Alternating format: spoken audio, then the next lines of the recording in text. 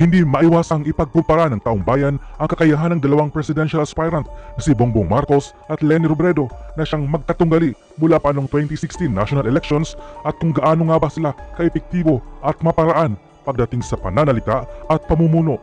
Sa video na ating mapapanood, ating siyasatin kung sino nga ba sa dalawa ang karapat-dapat na mamuno at ipagpatuloy ang magagandang nasimula ng Pangulong Rodrigo Duterte. Sigaw na mga netizens, tanging si Bongbong Marcos lamang sa mga tumatakbong Pangulo ang may kakayahan at karanasan na panguluhan ng bansa. Narito ang buong detalye ng naturang video kung sino nga ba sa dalawa ang nagbigay ng hustisya sa mga tanong ng media.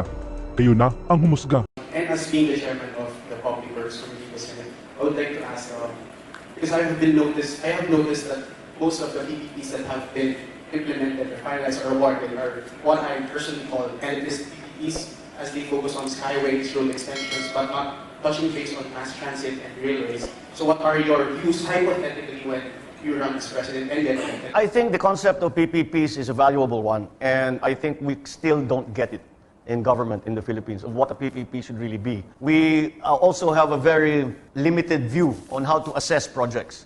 The COA, or the Commission on Audit, will simply look at the lowest price. Anything that you do that does not involve the lowest price supplier immediately is viewed with suspicion. The difficulty with the proper implementation of PPPs, as I see it, is the ability for government to assess quality.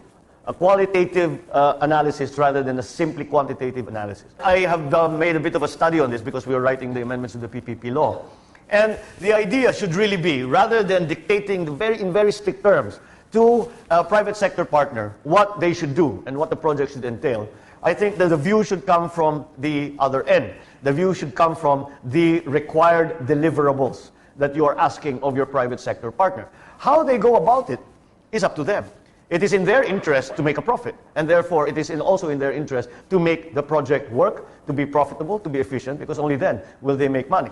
Now, we have seen examples, most notably in Australia, in Melbourne and in Victoria, where they simply make up a list of deliverables. Now, when we talk about a list of deliverables, the deliverables again should not be purely in terms of quantity, in terms of quantity, in terms of cost, but also in terms of quality. As an example that I saw, a children's hospital was built in Melbourne, and before they drew up the list of deliverables, they surveyed all the stakeholders. The children, the parents, the doctors, the nurses, the workers, the technicians, all of them, and said, what would you like in our hospital? And they put that together, the list of deliverables together, and they bidded on several firms bidded on the project, and they allowed for beyond the straight list, the list of deliverables as I mentioned. They allowed the private sector partner to do whatever else they wanted, so long as they provided those deliverables. And what did they do?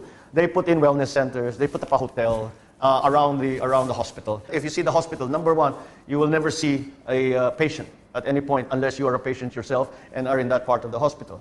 Secondly, we were in that hospital for 3 hours. I did not hear one child crying. And the reason being that they had attended to it in a way where they had this very large aquarium, where they had these meerkats, where they had playgrounds. And that came from that survey that they took from the stakeholders and saying that we must do more to make what is essentially an unpleasant experience as pleasant as possible. To the point that former patients asked their parents, can we go back to the hospital so I can play with the fish, I can watch the meerkats, I can play in the playground with my friend who is still in the hospital. So that kind of PPP approach is highly sophisticated and highly evolved. And we have a long way to go until we get to that point. And I think, again, the very limited assessment system that we have for figuring out which projects will do the most good and will actually provide the services that we require, we have yet to understand all of that. And we are still, I think, in the process. And that is what we have tried to instill in the amendments that we have put into the PPP. Isa po sa mga dahilan kung bakit po makikita naman po natin ang porsyento ng mga taga-Sorsogon na suportado ka po dahil sa ikaw po ay taga-Sorsogon. And dapat naman po talaga itong ika-proud, hindi lang ng Bicol, kundi especially ng mga taga-Sorsogon. Kung sakali pong palaran ka po na manalo bilang ikatlo, kung tama ako, ikatlong babaeng presidente ng Pilipinas, ano po maasahan o magiging pribilehiyo ng mga taga-Sorsogon? Hindi lang Sorsogon, pero the region as a whole.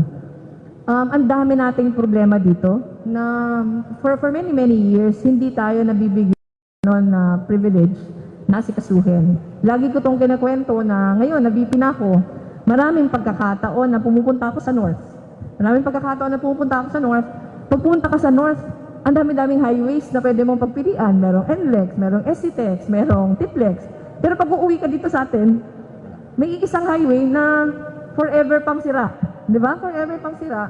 Actually, yung biro ko nga, yung Sorsogon has the best roads. Siguro you will agree with me na kahit tulog ka sa sasakyan, pag maayos na yung road, alam mo na sa Sorsogon ka na. Pero if you're coming from Manila, ano talaga, pag nag-traffic yung mga munisipyo yung dadaanan mo, hindi mo na alam kung anong oras ka dadating. So isa yun, na ito yung Sorsogon, the whole of Bicol region actually except Masbate and Catanduanes, gateway tayo ng mga pumupunta sa Visayas at Mindanao na nagsasasakyan.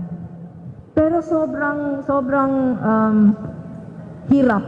Sobrang hirap nung pag-uwi dahil walang enough na facilities na pwede natin gamitin. Number 1 yun. Yung number 2, yung PNR, ang laking tulong niya sana para sa, hindi lang sa mas murang pagbiyahe ng mga tao, pero para sa transport of goods and services na galing dito sa atin.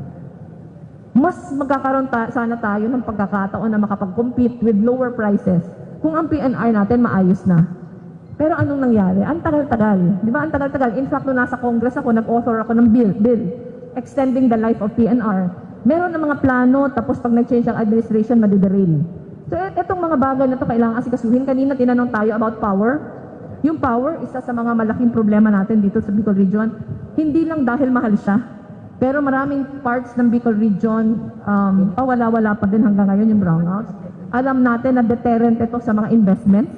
Yung pag-disaster proof ng lahat na probinsya sa Bicol Region, kasi siguro of all the regions in the country, yung Bicol Region isa sa mga pinakatinatamaan lagi kung may disasters. So itong mga bagay na to na napakahalaga sa pang-araw-araw na buhay natin. Not just in Sorsogon but the entire Bicol Region. Malaki yung pagkakataon pag nabigyan ako ng pagkakataon. Kasi sa unang pagkakataon magkakaroon ng Pangulo na galing Bicol. Maraming salamat sa inyong panonood. Huwag po natin kalimutan na mag-like, mag-subscribe at mag-komento sa baba. Maraming salamat.